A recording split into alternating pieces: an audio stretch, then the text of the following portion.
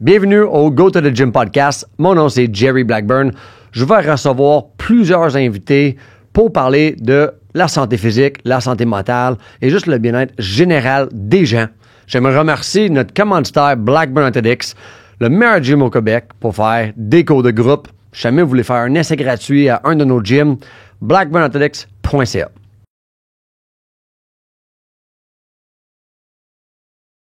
Salut tout le monde, bienvenue au Go to the Gym podcast. J'ai le merveilleux, extraordinaire Vincent Paradis avec moi, kinésiologue appliqué, right? Ostéopathe. Magicien, moi je l'appelle un magicien. La raison pourquoi je t'ai invité aujourd'hui, j'étais arrivé chez vous il y a quelques temps pour un traitement. Une des clientes, Kim Odette, puis Fanny Rice au gym, on dit va voir ce gars-là. Comme je suis arrivé là avec un problème d'épaule, puis il a trouvé que j'avais un bébite dans le ventre à cause d'un de mes voyages. Puis là, il m'a fait prendre un produit. J'étais comme... Je trouve ça super intéressant. Moi, je venais juste de faire les Open de CrossFit. Je me suis défoncé le bas du dos. J'ai une hernie discale qui dure depuis très longtemps. Fait que j'ai arrivé chez toi pour régler mon hernie discale. Puis, tu sais, je vais briefer vite qu'est-ce qui t'est arrivé dans le premier rencontre aux gens. Puis après ça, je vais poser des questions. Mais la première rencontre, je suis arrivé là, je ne m'en rappelle pas exactement, mais tu faisais plein de tests, mais pas rapport avec mon dos. Là, à un moment donné, tu vois que, OK, en faisant des tests, que mon pied droit, il marchait plus. Comme, là encore, là, je dis pas les termes scientifiques, là, tu pourrais élaborer après, mais comme il répond pas, fait que mon corps est toujours en fight or flight. C'est pour une des raisons pour que chaque fois je m'assois, je m'endors, etc. Un de mes tatous cause... écoute, je sais pas si... Je me souviens pas de tout, là, mais... Ah non, mais tu sais, je suis arrivé là, puis juste la façon que tu travaillais, c'était quelque chose que j'ai jamais vu. Là, on a parlé des plombages, du gluten, tout, tu sais, avec plusieurs rendez-vous. Est-ce que tu as le droit de comme parler, vu que c'est mon cas, est-ce que comme tu peux parler de ton cas? Ouais. Ben, tu me donnes ton autorisation. Moi, je donne mon autorisation à Santé Canada, Santé Québec, à tous les médecins au monde, puis ostéopathes, de parler de mon cas. Fait que, je sais que tu vois beaucoup de monde, là, mais moi, je suis arrivé avec une hernie discale. Explique aux gens qu'est-ce que tu fais. La base, quelqu'un vient te voir pour la première fois. Puis après ça, peut-être tu peux commencer à élaborer, mon cas. Mm-hmm. Parce que juste vous dire, moi, je suis arrivé là, j'avais la misère à marcher, je peux pas faire un burpee, j'avais mal au dos, ça me prenait toujours 5 minutes, je voulais que je descende les marches, sinon en tenant la rampe, j'avais mal partout. Puis en gros, on a réalisé que c'était un immense problème d'inflammation causé par mon verre était tellement plein d'une intolérance au gluten, un léger empoisonnement au mercure, etc.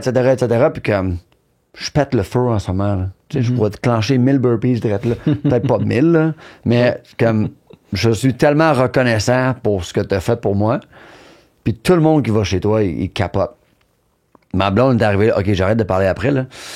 Ma blonde est arrivée chez vous, elle faisait tout le temps des migraines, là. Elle, c'était comme, je peux avoir une date avec elle, j'ai tout hâte de la voir. Hey, j'ai une migraine, j'ai mal à la tête. Est-ce que je veux pas l'imiter, elle va me chicaner.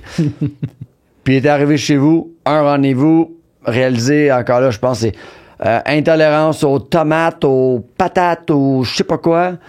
Elle a arrêté pendant 2 semaines, elle n'a plus jamais eu une migraine de sa vie, puis là, elle a même recommencé à manger tout ça, mais là, son verre, il est pas plein, fait que ça déborde pas. Fait que je te laisse parler le magicien de la Rive-Sud de Montréal. Ben, j'aime bien que tu parlais de la notion de verre d'eau. C'est quelque chose que j'utilise souvent pour faire réaliser un peu aux gens c'est pourquoi ils ont des symptômes. Puis souvent, c'est pas. On pense tout le temps que c'est une raison qui cause tout. Là. Dans ton cas, il y avait justement quelque chose avec ton pied, il y avait des muscles de ton cou qui étaient désactivés en lien avec certains tatous. Il y avait justement un petit déséquilibre au niveau de la flore intestinale, potentiellement quelque chose avec le mercure, avec le gluten. Fait que, c'est comme l'accumulation de tout ça qui fait que ton corps, à un certain point, il est plus capable de compenser. Okay? Parce que le corps, il est fait pour compenser. Fait que c'est pour ça que sinon, moindrement qu'on aurait un petit os de bloqué dans le niveau du pied, on serait plus capable de marcher, on serait plus capable de bouger. Pourtant, il y a du monde qui peuvent passer des semaines, des mois, des années à avoir des blocages articulaires au niveau de la colonne vertébrale, qui peuvent avoir des blocages au niveau des genoux. Ils peuvent quand même jouer au soccer, ils peuvent quand même bouger. Fait que le corps est fait pour compenser tout ça. Fait que le corps, il va bouger un petit peu ton pied, compenser, enlever de la tension au niveau de ton genou, il va bouger un petit peu ta hanche, va tourner en rotation interne un petit peu, etc. Mais c'est que tout ça, cette compensation-là, un moment donné, ça finit par peut-être monter dans ton dos, ça finit par peut-être te créer une tension dans le cou. Fait qu'un moment donné, c'est que tu accumules un moment donné tous ces problèmes-là, puis tu finis par venir dans mon bureau. Ouais, souvent, je trouve... Puis encore, là, je me fais traiter par des gens extraordinaires. Là. Je me fais encore traiter par d'autres mondes. Mais souvent, c'est toujours, OK, j'ai mal au dos. OK, on va traiter ça. On va faire les petits stretches nécessaires.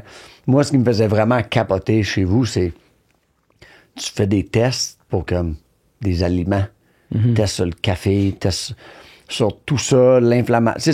Personne ne m'a jamais parlé de, OK, mais qu'est-ce que tu manges? Qu'est-ce que tu mets dans ta bouche qui pourrait affecter ton corps? Ça fait du sens. Ben, pour revenir à mon cas, comment qu'on a passé d'arriver pour un hernie discale, puis hey, aide-moi, j'ai mal au nerf sciatique, etc., à découvrir mon intolérance au gluten, mon intolérance à trop de café et la suggestion de empoisonnement de mercure ou intolérance au mercure, etc. Comment t'es arrivé à salut, moi c'est Jerry, enchanté. Explique pas tous les tests parce que on va rien comprendre. Mais dans ta tête, qu'est-ce qui se passe? Je te donne mon autorisation que tu parles de qu'est-ce qui se passe. En fait, c'est comme tu disais tantôt, la kinésiologie appliquée. Bon, déjà que je suis ostéopathe, la kinésiologie appliquée, c'est pas un métier, mais c'est un outil que je me sers à tous les jours. Puis c'est ça, dans le fond, qui est un peu la prémisse de la kinésiologie appliquée, c'est le triangle de la santé, en fait, là, qui est un triangle équilatéral entre le volet biomécanique, émotionnel et biochimique. Donc, c'est un équilibre égal entre ces trois sphères-là.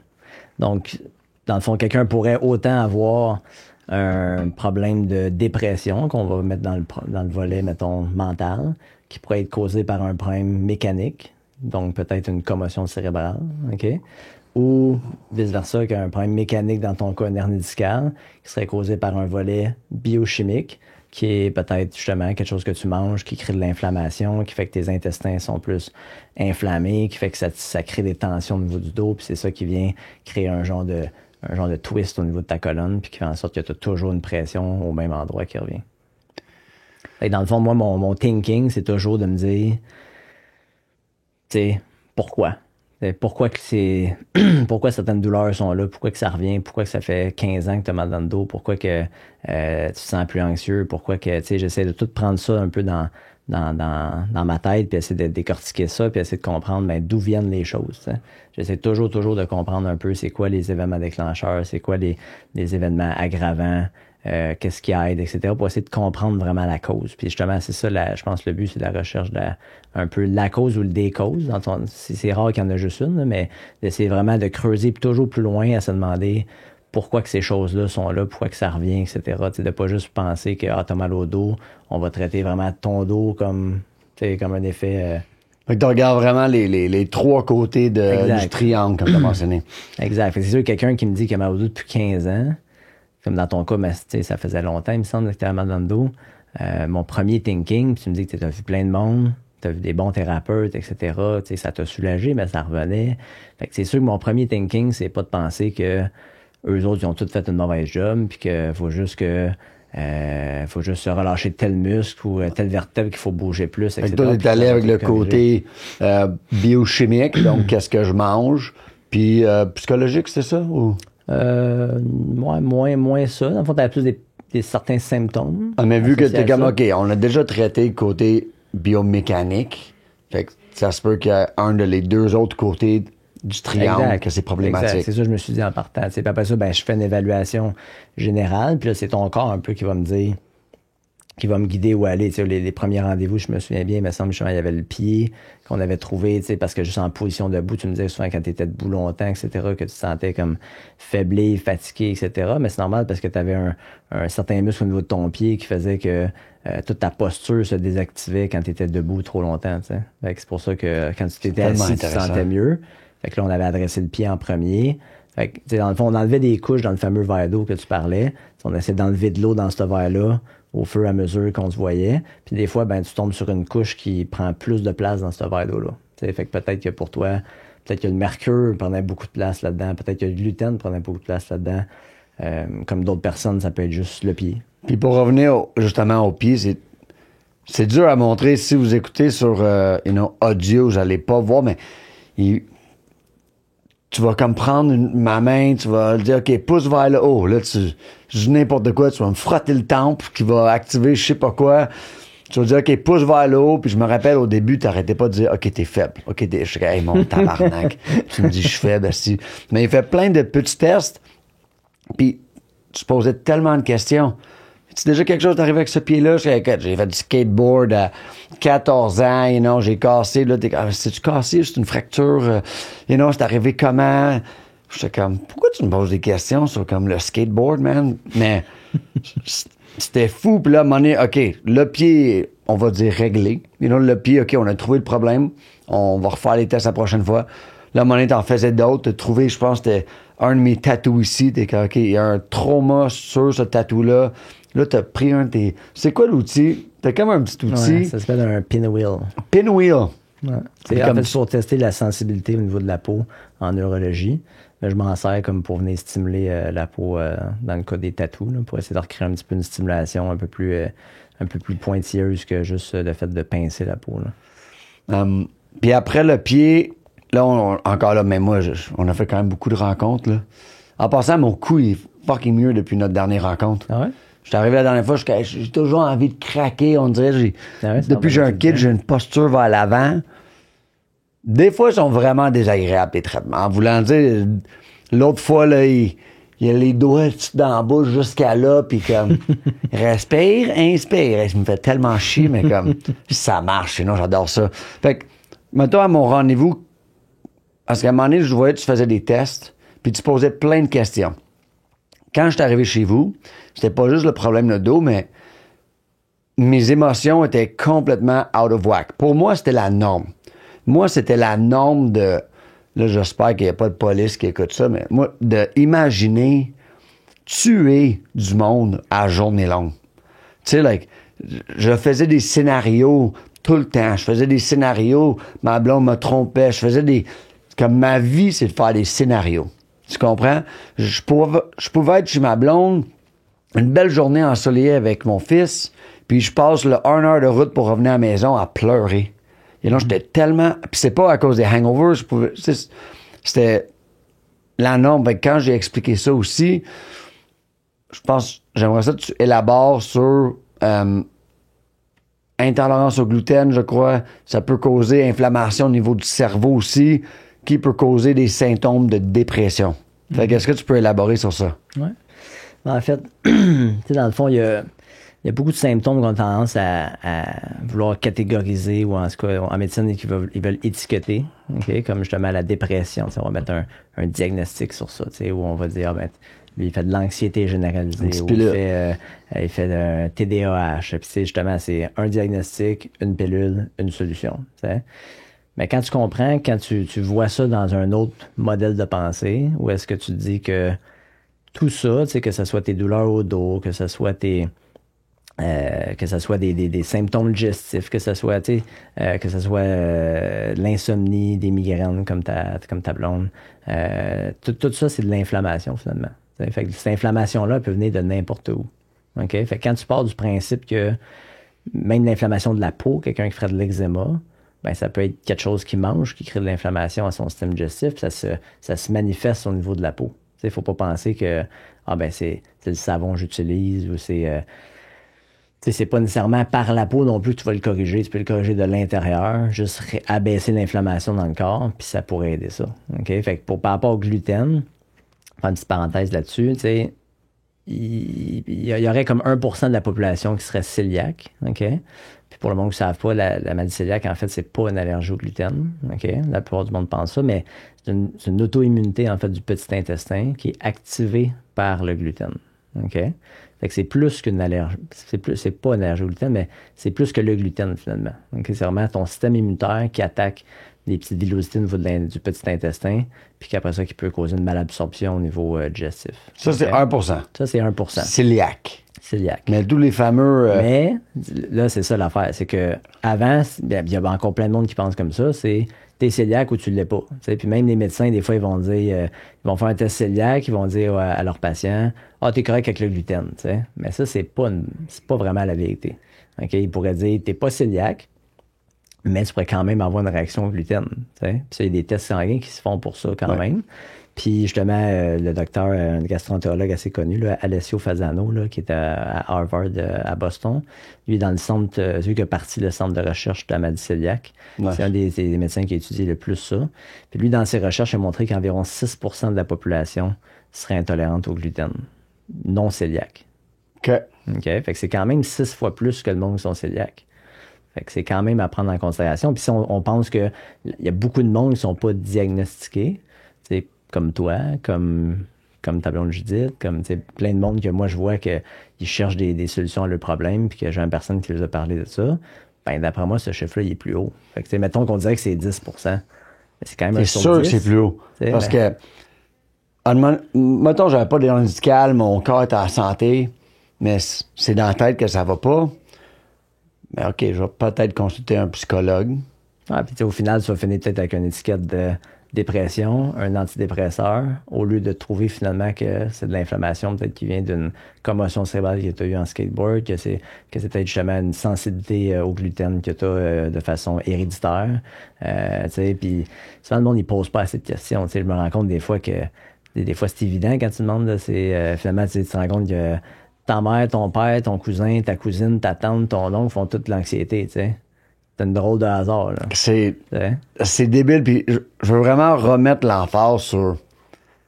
Depuis je te consulte, puis c'est une raison pourquoi je voulais t'inviter sur le podcast, je veux vraiment que les Québécois qui te consultent ou pas, que s'il y a des gens qui se voient, ou j'ai tellement la misère à parler aujourd'hui, tu sais... Quelqu'un qui dit, hey, ça se peut que ça soit moi. Puis soit être consulte pour un test de gluten ou etc. Mais moi, ça a complètement changé ma vie. Oublie le fait que je peux m'entraîner mieux, puis comme, l'inflammation, etc. Je pleure plus les dimanches en revenant de chez ma blonde. Je pleure plus. Point. Mais je pleure encore. Mais pas pour des raisons de nowhere.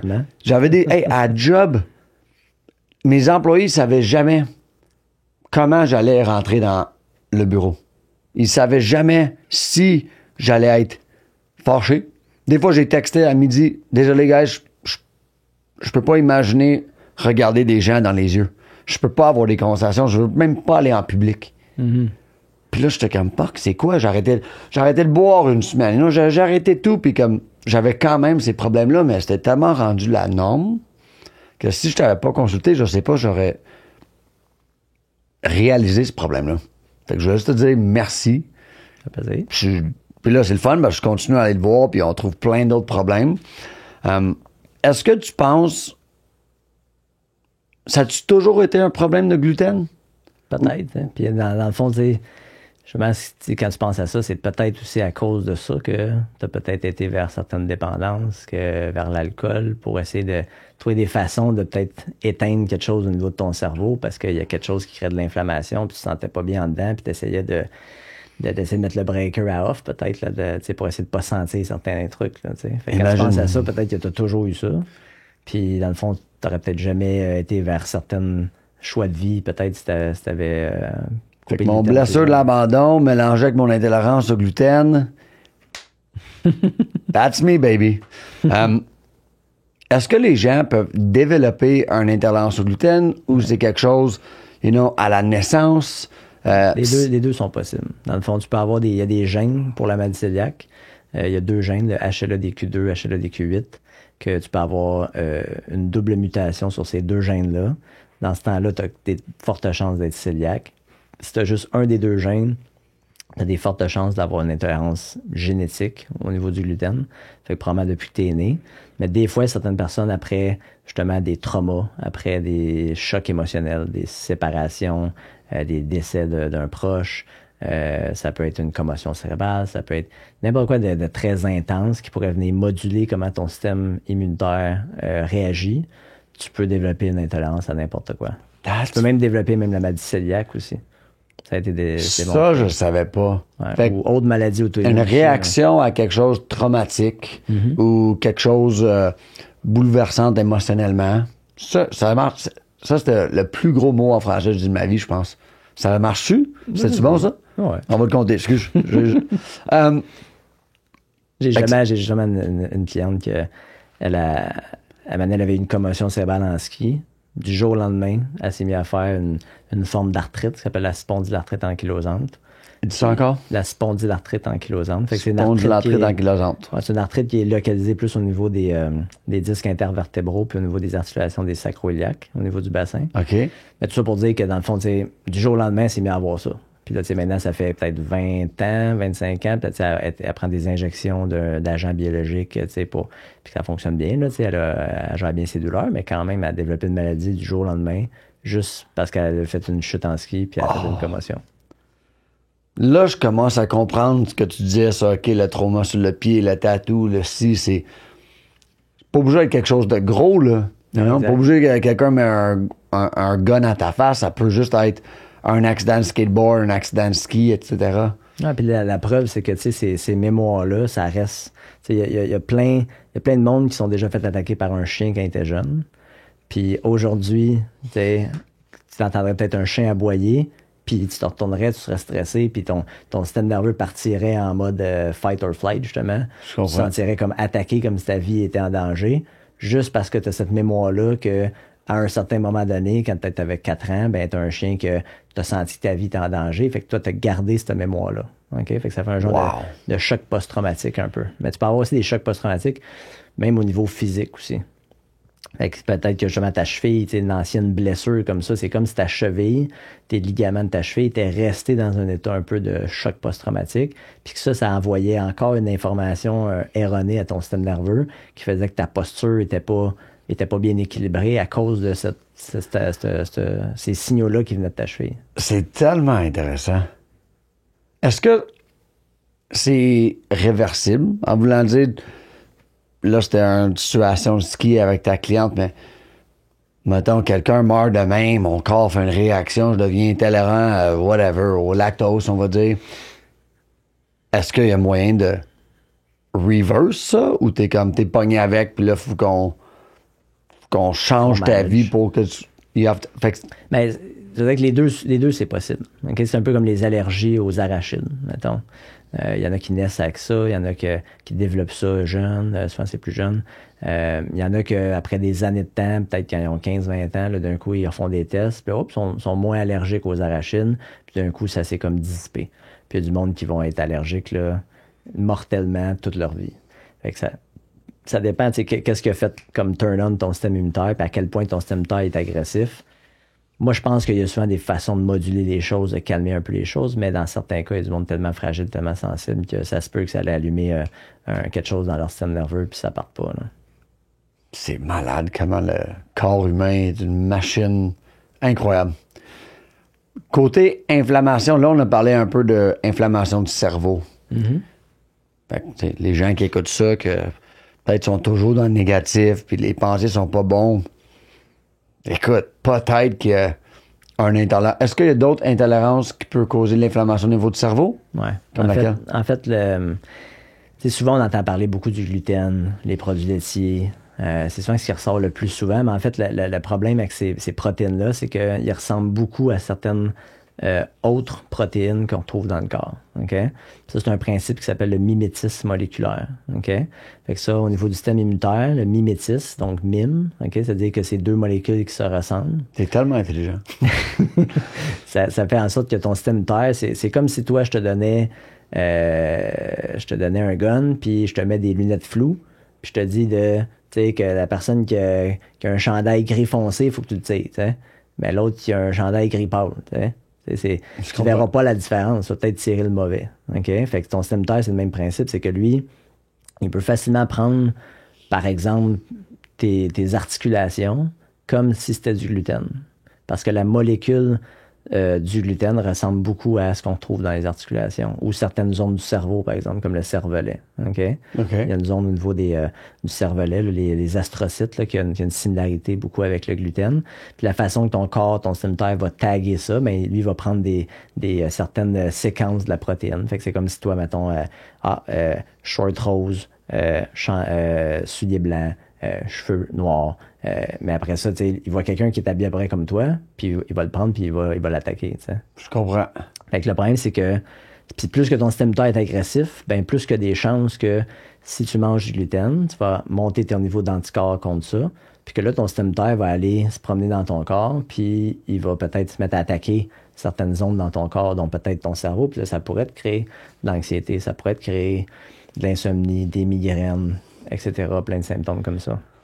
Donc, s'il y a quelqu'un qui écoute ce podcast-là, ils ont un peu de misère avec la dépression ou le mental, comme moi j'avais, ça serait quoi des affaires qu'ils pourraient faire à la maison? Qu'est-ce qu'ils pourraient arrêter? Puis combien de temps ça prend? Mettons, tu vas répondre, OK, coupe le gluten. Mais OK, pendant combien de temps qu'ils coupent le gluten? Si c'est ça le problème, qu'ils vont voir le verre d'eau descendre. Ben, je dirais, déjà en partant, comme je disais tantôt, il y a certaines protéines qui sont plus communes que d'autres. OK? Fait que gluten, processé, je dirais que c'est les deux plus communs. Après ça, il y aurait soya, maïs, œuf, solanine, qui est un composé, là, genre de poison qu'on trouve là, dans les patates, tomates, poivrons, aubergines. Okay? Mais grosso modo, déjà le gluten et les produits laitiers, là, c'est quand même deux qui sont très communs. N'importe qui a ces symptômes-là pourrait dire, ben, je vais au moins essayer de couper ça pendant un certain temps, puis voir si ça améliore ma condition. T'sais? Fait que faut que tu coupes au moins, je te dirais, 4 à 6 semaines. Okay. Fait que souvent, le monde, il coupe pas assez. Des fois, il y a du monde qui viennent me voir, ils disent, j'ai déjà coupé tout ça, ça n'a pas marché. Là, je lui demande, combien de temps t'as arrêté? 2 semaines, mais j'ai pas vu de différence. T'sais. Mais 2 semaines, c'est pas assez. Fait que puis 2 semaines, c'est 2 semaines que tu coupes à 100%. Yeah, c'est pas le week-end, tu cheats un peu. C'est ça, parce que si tu coupes à 75%, ça veut pas dire que tu vas avoir 75% d'amélioration. Tu pourras avoir 0. Okay. C'est quand même beaucoup, beaucoup plus facile de couper le gluten, même le lactose, que je pensais. Une de mes meilleures amies, elle te consulte aussi. Elle était intolérante au gluten, lactose. Je voyais toujours ça que, pauvre toi, tu peux pas manger un cheesecake. Mais il y a tellement de produits sans gluten, tellement de produits sans lactose. Exact. En fait, le plus même facile, au restaurant, c'est le gluten. Souvent, c'est celui que le monde dit, non, pas de gluten, Colin, les pâtes, il y en a partout. Mais il y a des pâtes sans gluten. C'est plus facile parce qu'il y a beaucoup d'alternatives. Le soya, c'est bien plus compliqué parce qu'il y a des traces partout. Même l'huile d'olive dans un restaurant, souvent, c'est pas vraiment d'huile d'olive. C'est un mélange d'huile de coton, d'huile de soya avec l'huile d'olive. L'huile de coton? Ouais. Ça sent dégueulasse. Il y a plein d'huiles végétales mélangées avec ça, mais finalement, il peut y avoir du soya un peu partout. Le gluten, à cause de la maladie cœliaque, on prend ça un petit peu plus au sérieux. Fait que il y a du monde qui vont vraiment faire plus attention, dire non, ça c'est vraiment sans gluten, ça on le garantit, ça. Fait que c'est plus safe, c'est plus facile au moins le gluten. Quand tu sais que c'est quelque chose qui est marqué sans gluten, tu sais que tu peux quand même t'y fier. Là. OK. Ben, passer au moins 4 semaines, 6 semaines. Est-ce que tu penses que c'est une bonne idée qu'ils écrivent, ils gardent un petit journal? Parce que, exemple, moi, je me rappelle presque pas de comment je me sentais un an. Mm-hmm. Parce que là, c'est comme la vie est belle, tout est chill, you know what I mean? Souvent, quand on va de mieux en mieux, on oublie comment qu'on était. Exact. Il suffirait qu'il y ait quelque chose qui te ramène comment tu étais avant, puis là, tout de suite, tu te sentiras vraiment pas bien. Tu vois, j'en reviens d'un bachelor party à Nashville. Sommeil était horrible. J'ai consommé beaucoup d'alcool dans ma vie. J'ai jamais autant consommé. C'était un gros party. On mangeait n'importe quoi aux States. C'est tout du fried food dégueu. Il y a des tater tots dans ton Pokéball, là, tu comprends? Fait que là, tu mélanges alcool, sommeil, malnutrition, pas bu d'eau. Toutes les bonnes habitudes. Mon vendredi matin, je me suis réveillé. tellement anxieux. Je pleurais, je shakeais, comme j'allais vraiment pas bien. Là. Mais tu sais, t'es avec 9 boys. Fait que on est quand même sortis, fait le party. Le samedi matin, je me suis réveillé. Puis imagine, je suis downtown Nashville, bachelor party. J'ai décidé de pas boire absolument rien tout le samedi au complet. Parce que je me suis dit, aucune chance que j'arrive dimanche, fête des mères, scrap, anxieux, envie de pleurer. Puis là, lundi, j'arrive à la job, puis je suis pas capable de... Fait que je sais pas où je m'en allais avec ça, mais juste pour montrer, là, je me rappelais de comment je me sentais. You know, là, ma blonde, elle me répondait pas pendant 1 heure. Oh my God, OK, elle doit faire ça, you know. Bon, you know, quelque chose arrive à la job. Je suis tellement pas un bon gestionnaire. Like, ça affecte tellement, pour moi au moins, puis je suis beaucoup d'autres personnes, ce que je mange, la qualité du sommeil, le stress. Mais à cette heure, tu vas voir des gens avec ces problèmes-là, puis ils vont te donner une petite pilule. Exact. Mais ce que j'ai adoré avec toi, c'est tu poses des questions, puis tu creuses pour aller voir. À notre dernier traitement, tu faisais quelque chose avec le cou, la tête, whatever, je me rappelle pas. T'es comme, t'es-tu stressé? Je suis comme, je suis pas vraiment stressé, mais ça roule, on a des gros investissements à faire, puis t'es comme, OK, mais ferme tes yeux, puis pense à ça. Pense à tout l'argent que tu dois dépenser pour ton déménagement. Pense à ça, puis juste en pensant à ça, tu remarquais mon corps réagir, causé par le stress. Exact. Fait qu'imagine les gens, comme moi avant, qui passent leur journée avec le stress dans le tapis. Comme, qu'est-ce que ça faisait à mon corps, comme la réaction au stress? Ben, ça a affecté ton cou, justement. Peut-être pour ça que ton cou va mieux, là, aujourd'hui. Le cou va mieux, chill, life is good. C'était malade. J'aimerais plonger un petit peu aussi, parce que je pense que le gluten, on a fait le tour un petit peu. Ceux qui écoutent le podcast, merci en passant. On peut soit prendre un rendez-vous avec toi, ou au moins couper Déjà essayé. Hein? Déjà de l'essayer. Ouais, parce que ça se peut, tu vas juste... ils vont aller chez toi, puis tu vas leur dire, coupe ça. Peut-être. Fait que c'est un bon départ. C'est tout. C'est sûr ce qui est le fun, par contre, c'est de comprendre des fois aussi. Des fois, il y a du monde qui m'écrive et qui disent je veux juste savoir, tu sais, je suis sensible à ça, tu sais. Puis j'aime pas tant ça dans le sens que, tu sais, moi, je vais t'évaluer. Puis si jamais je vois un lien avec peut-être un aliment que tu consommes, ben là, je vais te le dire.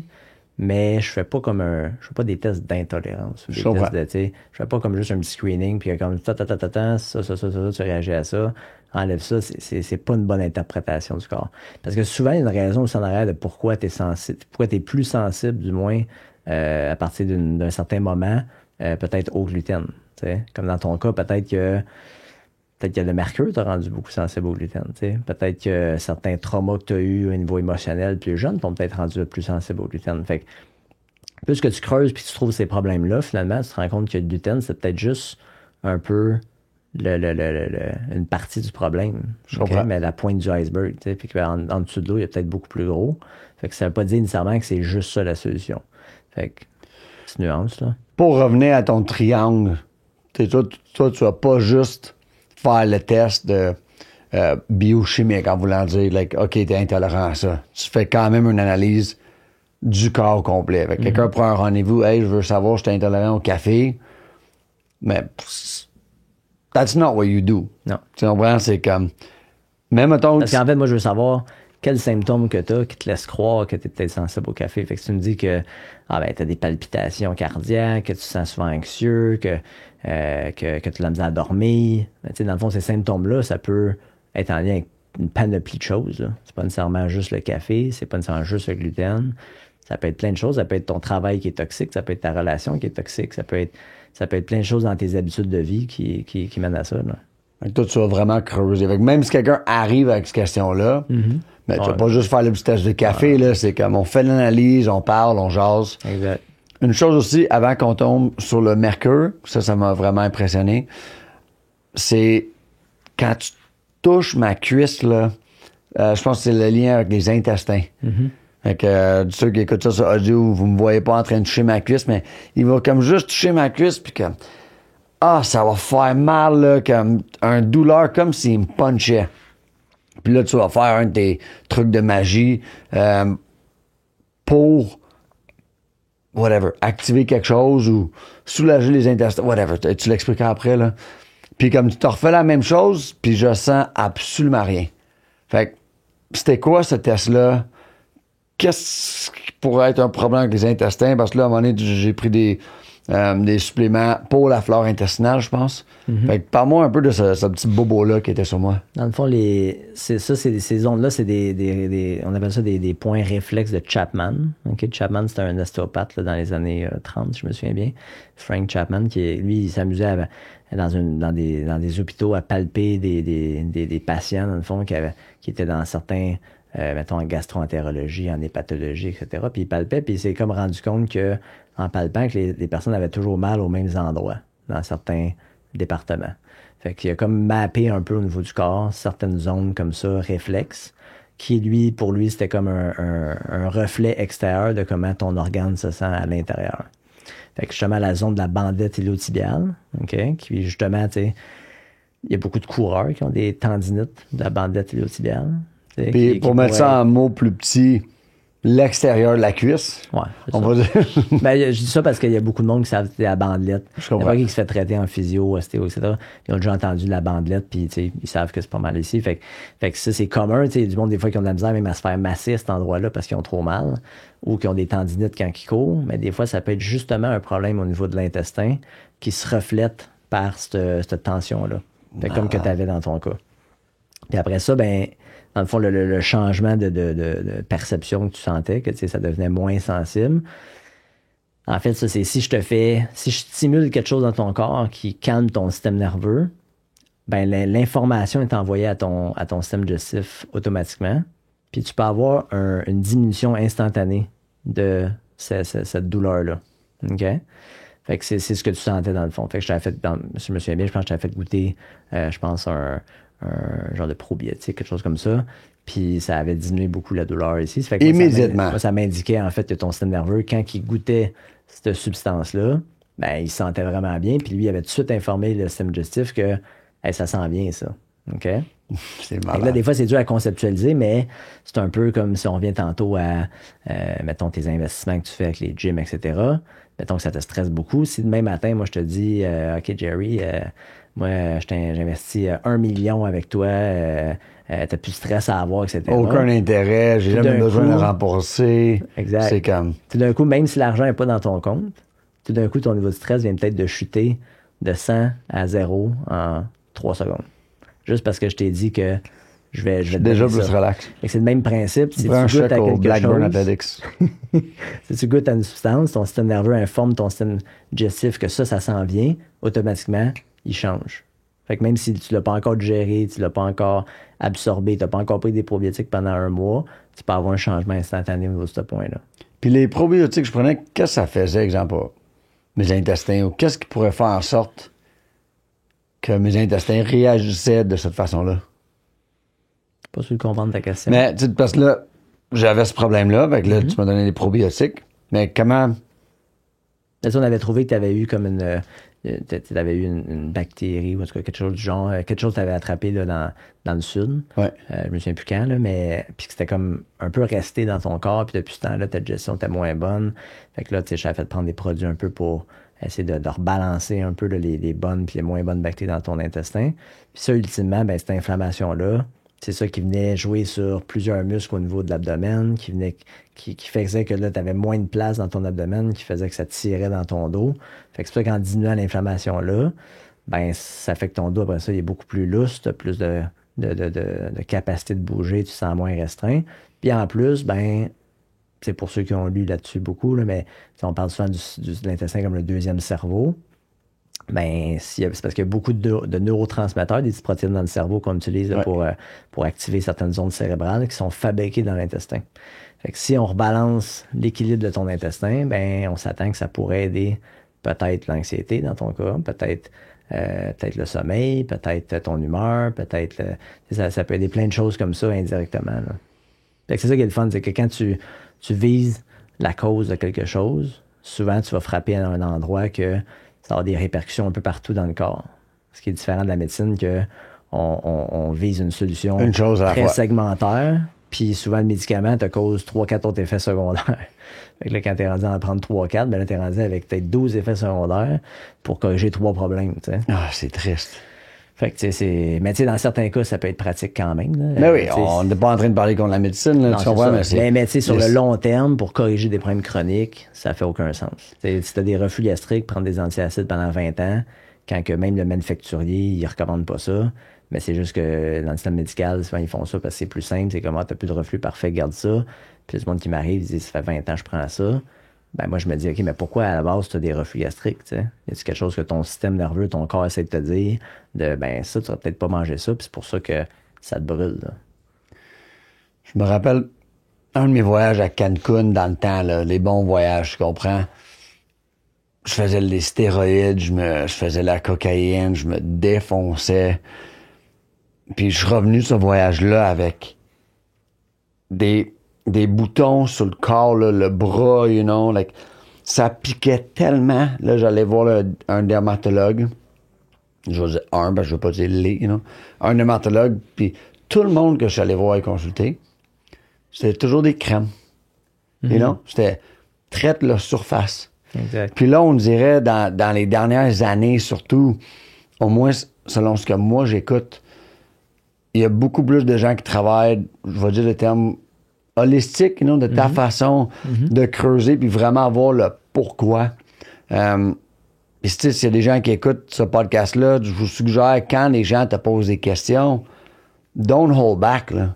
You know, c'est un médecin ou quelqu'un, Vincent, qui te pose une question, même si t'es gêné de le dire, you know, t'as-tu telle condition, dis-les.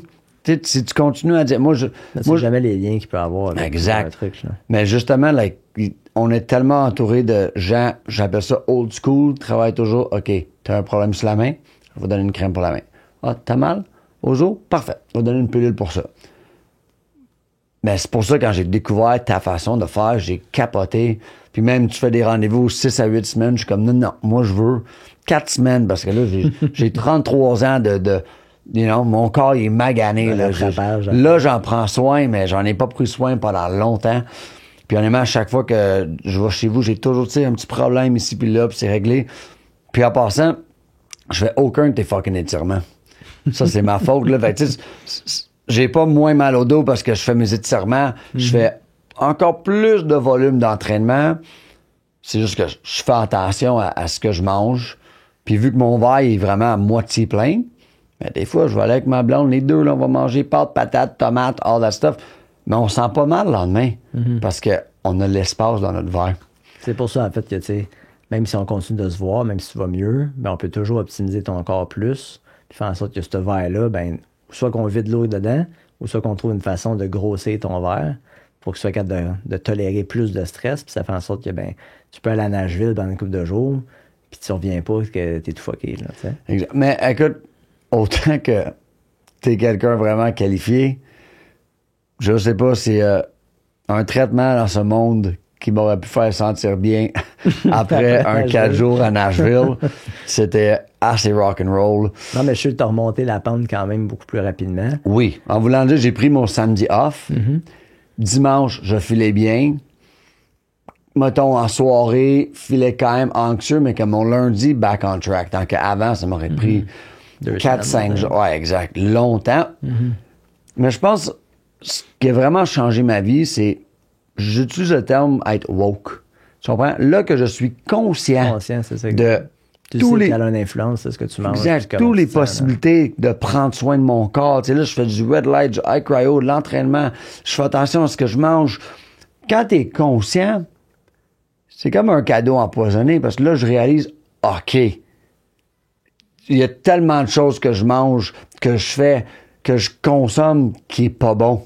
Fait que dès que tu ouvres tes horizons, on dirait que ça finit plus. Tu peux tellement optimiser ton corps, ta santé, avec des activités, avec la bouffe. Fait que je trouve ça vraiment cool que tu été mis sur mon chemin. Je vais toujours être reconnaissant.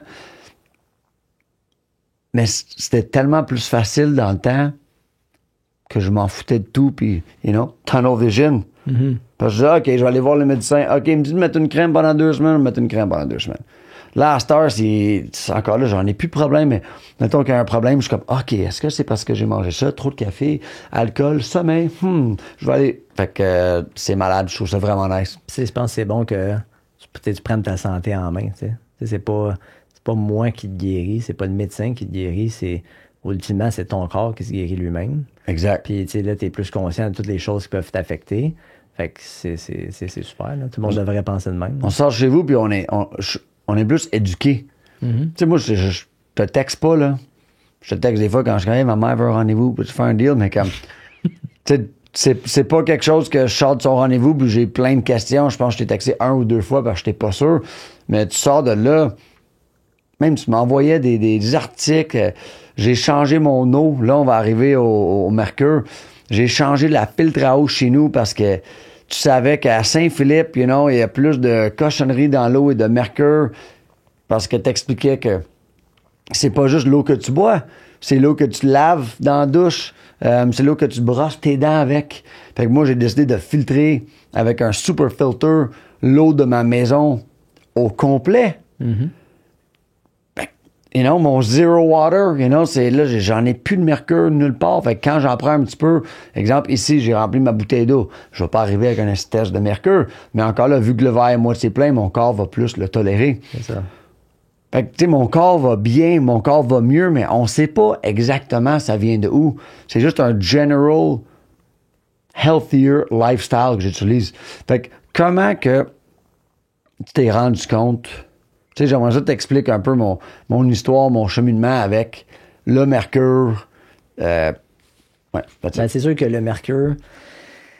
Écoute, n'importe qui a des plombages dans sa bouche, pour moi, déjà, je le marque dans le dossier. Puis pour moi, c'est un red flag potentiel. OK? Les plombages, les old school plombages, gris là, en métal. Ouais, on dit plombage, mais en fait, il n'y a pas de plomb dedans. Il y avait du plomb avant, là, mais ça a été changé. Mais il y a 50% de l'amalgame dentaire qui est du mercure. OK?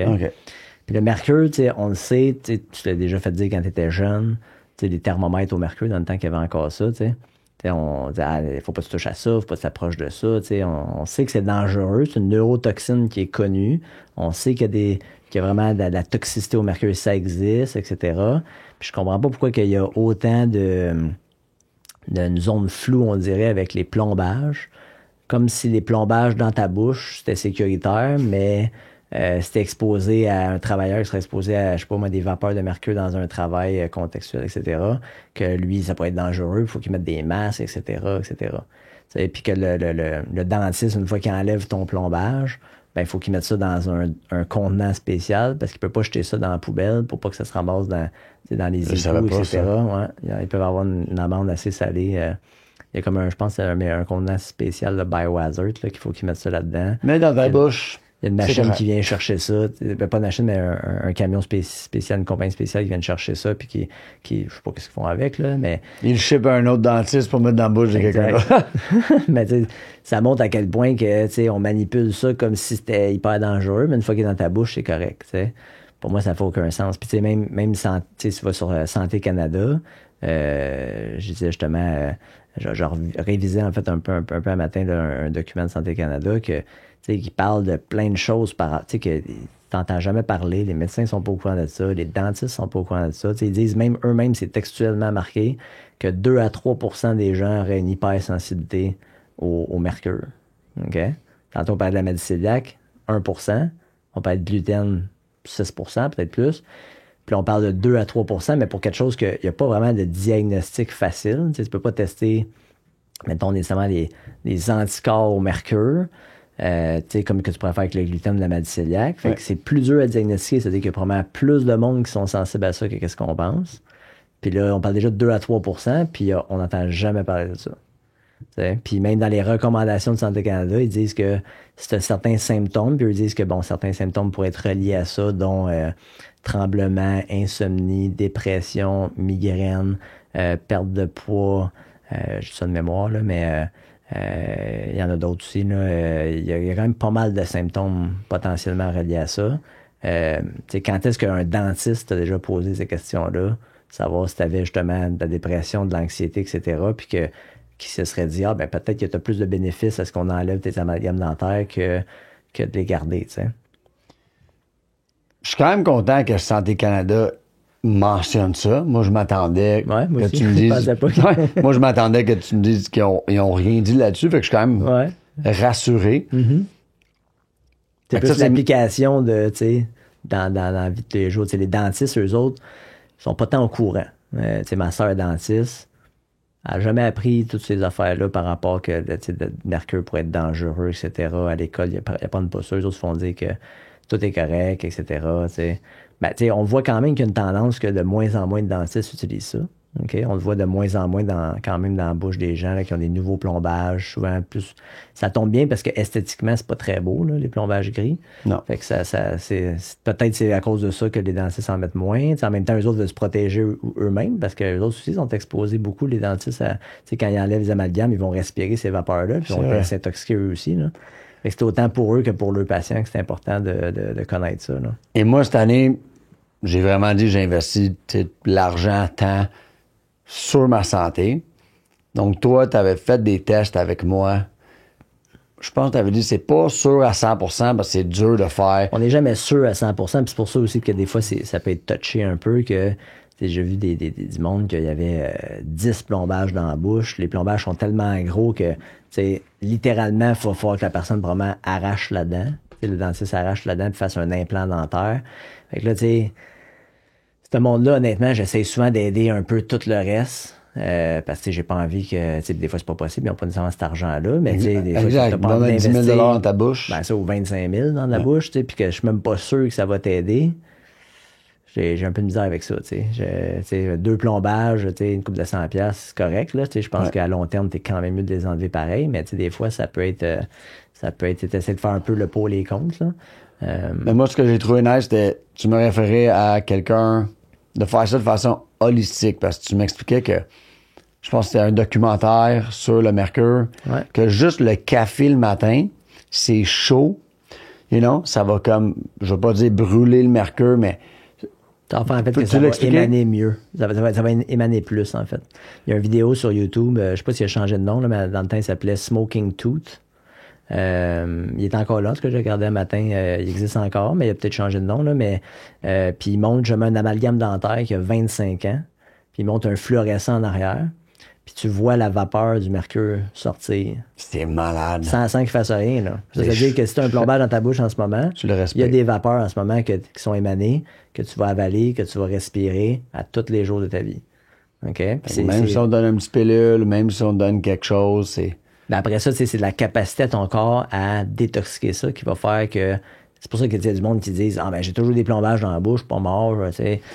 Ma tante a toujours eu ça dans la bouche, elle n'a pas de problème. » OK, mais il y a Ginette aussi qui fait 60 ans qu'elle fume puis qu'elle n'est pas morte du cancer, tu sais. Exact. Fait que il y a du monde qui ont des capacités incroyables à détoxiquer certains composés chimiques, qui vont fumer toute leur vie, ils vont jamais mourir de ça, puis d'autres personnes vont fumer 5 ans puis vont avoir le cancer du poumon à 35 ans. Fait que tu veux-tu prendre une chance d'être dans justement c'est pour ça que le monde ne fume pas d'ailleurs, parce qu'on sait que ça cause tellement de cancer que on va dire ben je prendrais pas la chance de. Il n'y a rien de positif qui vient de fumer. Par contre, mettre un plombage, mais ça va soulager ou whatever la raison de tes dents. Sauf que le plombage, tu peux le faire en d'autres matériels que le. Moi, je suis allé changer mon plombage. Tu me référais à quelqu'un de façon holistique.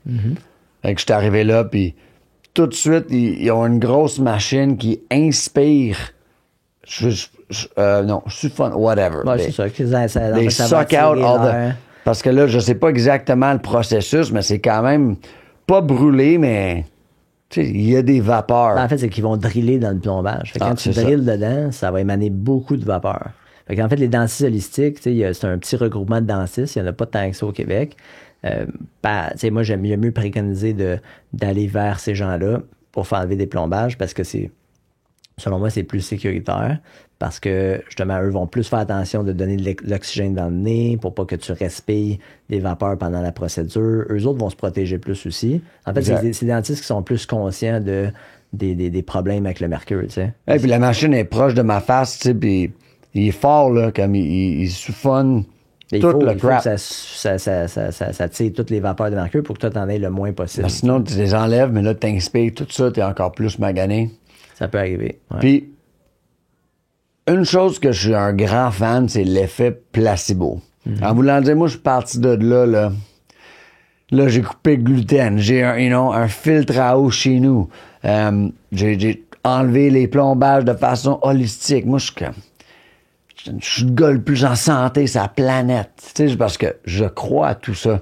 Un peu comme le contraire, quand tu me dis pense au stress puis ton corps réagit déjà.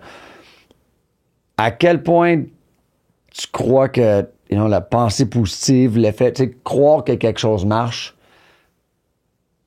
bénéficie vraiment le corps. Je sais pas si c'était clair comme question, mais... L'effet placebo, ça existe. OK? On le sait que ça... Même l'effet nocebo, qui est le contraire, quelqu'un qui serait convaincu que ça marchera pas, ça va marcher moins. OK? Mais l'effet placebo existe aussi, mais ça dure pas dans le temps. Fait que je pense de mémoire, les études montrent que je pense que l'effet placebo va durer environ, je pense, un 6 semaines environ, peut-être 8 semaines maximum. Après ça, ça fonctionne plus. OK, ça c'est la première fois que j'entends ça de ma vie. Fait que sur le long terme, mettons que tu aurais vraiment cru tellement à ce que ça marche, que tu te sens mieux, mais après 8 semaines, absolument, les problèmes vont revenir si jamais c'est vraiment juste... T'attends juste à penser, dans le fond, qu'il faisait ça, puis qu'il n'y avait pas un effet réel de tout ça. Fait que moi, j'achète un paire de souliers, puis je crois tellement, c'est les meilleurs souliers au monde pour marcher. Puis là, je vais dire à tous mes amis, je me sens bien. Mais dans le fond, c'est les souliers de marde. Tu dis que ce feeling-là ou cet effet placebo, la façon de passer, c'est pas pour la vie. Non. C'est 6 à 8 semaines, puis après ça... Absolument. Ouais. Super intéressant. Mais c'est quand même une bonne stratégie de penser positif au début, parce que comme tu disais... Ah, c'est sûr. Mais tu sais, j'ai déjà eu du monde, justement, qui sont venus me voir parce que, mettons, c'était le mari de quelqu'un que j'avais traité, que j'avais aidé, etc. Lui, il vient, mais tu sais, dans le fond, il est pas prêt à faire ben de changements dans sa vie, il croit pas à ça, etc. Puis que finalement, tu sais, mettons, il essaye, tu sais, en se faisant tordre le bras un peu.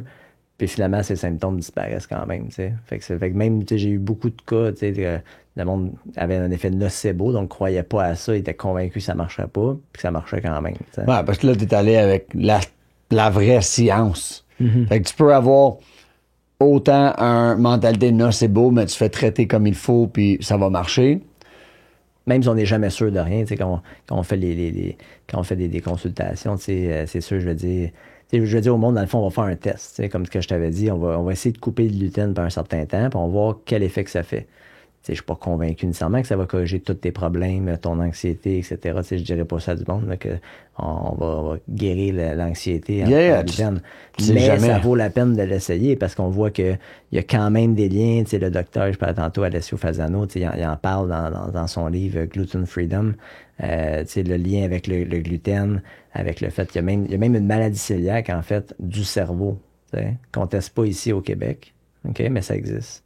Dans le fond, il y a certaines variantes, on va dire, au transglutaminase, qui est dans le fond le marqueur utilisé pour la maladie cœliaque. Il y en a un au niveau de la peau, puis il y en a un au niveau du cerveau.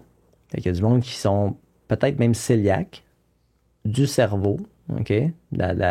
Au niveau de la variante du cerveau, puis qui ne le savent pas. Puis qui ont justement de dépression, anxiété, etc., etc. Puis qui continuent de manger du gluten, puis ils savent juste pas que ça les affecte. Puis en fait, moi, ce que je trouve un peu déplorable, c'est que les médecins, en fait, pourraient tester tout le monde. Mais c'est sûr que ça peut apparaître un moment donné dans ta vie, là, la maladie cœliaque, mais il y a du monde qui ont ça toute leur vie. J'ai vu du monde là, qui avait 45 ans, puis ils me disaient ça fait 25 ans que ma vie, c'est de la merde. Puis j'ai appris l'année passée que j'étais cœliaque, ça a changé ma vie. Là, je sens que je vis. Ils ont perdu 25 ans de leur vie, censé tout croche, juste à cause qu'ils savaient pas que le gluten les affectait. Fait que pourquoi qu'ils feraient pas diagnostiquer tout le monde plus jeune, au moins tester, fait qu'il y en a du monde qui vont peut-être l'avoir plus tard, mais au moins tu fais un screening général pour au moins savoir, ben quand toi, t'es cœliaque, tu le sais pas, mais coupe le gluten tout de suite, ça va peut-être te sauver de bien des problèmes, t'sais. Puis à un moment donné, la réponse que j'avais eue d'un médecin par rapport à ça, je trouvais ça un peu plate, c'est que je pense que la façon de penser de ça, c'est qu'ils se disent, ben s'il n'y a pas de problème tant que ça, pourquoi y imposer un stress de devoir couper de gluten, comme si c'était un gros stress au monde. T'sais. Gros stress. T'sais, moi, je me dis, c'est tellement niaiseux comme réponse, parce que si moi, je sais que mon gars est intolérant au gluten, crème, je veux pas qu'il en mange, là. Je veux pas qu'il développe des problèmes de santé, puis je veux pas attendre qu'il développe des problèmes de santé pour faire des tests. Là, Ben, je trouvais ça un peu stupide comme réponse, là, mais je pense que c'est pour ça qu'ils ne testent pas tout le monde d'emblée. Parce que des fois, du monde, je leur faisais dire, ben, on va essayer de couper ça, nanana. Finalement, j'ai plus de problème. Puis après ça, le médecin, ils sont voir son médecin, il dit ça. Il dit, non, faut faire un test de maladie cœliaque, là. C'est comme, mais là, mais j'en mange déjà plus. Fait que là, tu peux pas faire le test. Fait que là, il dit, il faut que tu en reconsommes pendant 1 mois et demi pour qu'on fasse le test. Donc. Ouais, c'est ça, dans le fond, tu sais. Fait que la personne est comme, non, je veux pas en manger, je me sens tellement mal quand j'en mange, tu sais. S'il l'avait diagnostiqué avant, s'il a fait le test avant plutôt, il saurait déjà si la personne est cœliaque ou pas. Exact. Ouais. Vincent, c'était une belle heure avec toi. Je t'apprécie énormément. Si on veut te trouver, on peut checker le Facebook. Tu as changé ta page couverture. Fait que jamais voulu prendre une consultation avec Vincent. Il est sur Grande Allée à Saint-Hubert. Oui, c'est ça. Ouais. Vas-y, Vincent, je vais mettre le lien dans le... Je vais mettre le lien en bas, là, dans le YouTube, Spotify, etc. Et si jamais j'oublie, parce que ça serait mon genre, Vincent Paradis, ostéo, Saint-Hubert, on va te trouver. Bouclez pas tout en même temps, parce que moi, je veux m'assurer que j'ai la place pour le consulter. And that's it. Je te remercie vraiment pour ton temps, puis peace and love, mon chum. Thanks.